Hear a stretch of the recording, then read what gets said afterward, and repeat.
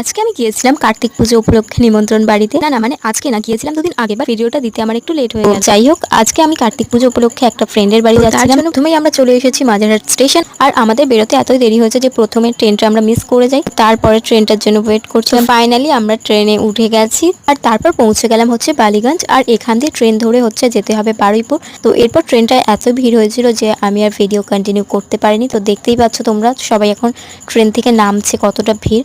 তো যাই হোক, এরপর আমরা স্টেশন থেকে অটো করে যাচ্ছিলাম হচ্ছে রামনগর। এমনিতে আমাদের ওদিকে ঠান্ডা না পড়লেও এদিকে কিন্তু বেশ ভালোই শীত পড়ে গেছে। তো এরপর হচ্ছে মিষ্টি নিয়ে নিলাম, অ্যান্ড তারপর ওদের বাড়িতে পৌঁছে দেখলাম পুজো অলরেডি স্টার্ট হয়ে গেছে।